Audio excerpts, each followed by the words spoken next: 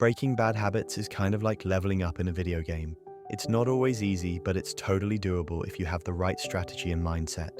Here's how you can approach it. 1. Awareness. Recognize the habit. First, you've got to be aware of the habit you want to break. For example, let's say you bite your nails when you're stressed. The first step is noticing when you're doing it. Are you doing it when you're bored, anxious? Once you realize the triggers, you can work to change the situation. Example, imagine you always grab your phone and scroll through social media right before bed, even though you know it messes with your sleep. The first thing is to recognize, I always do this when I feel like I'm winding down for the night. 2. Understand why you do it. Bad habits often start because they serve some purpose. Maybe you bite your nails because it helps you calm down, or you scroll through social media because it distracts you from feeling bored or lonely.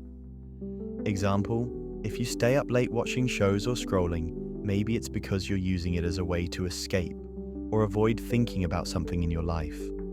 Once you understand why the habit exists, you can start replacing it with something healthier.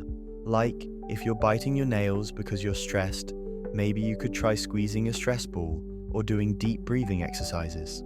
3. Replace the habit. You can't just stop a bad habit. You need to replace it with something better. This is key. If you don't fill the space with something else, the old habit will sneak back in. In example, instead of scrolling on your phone, try replacing that habit with reading a book or journaling for 10 minutes before bed. Something that gives you the same reward, relaxing, decompressing, but without the downsides, like losing sleep. 4. Make it easy to succeed. The simpler it is to break a habit, the better. Try setting up your environment to help you out. Example, if you want to stop eating junk food, don't keep it around. Stock up on healthier snacks like fruits, nuts, or granola bars, and make them easy to grab. If you want to stop procrastinating on homework, make a rule where you can't check your phone until you've worked for 30 minutes. Small changes in your environment can make a huge difference. 5. Set realistic goals.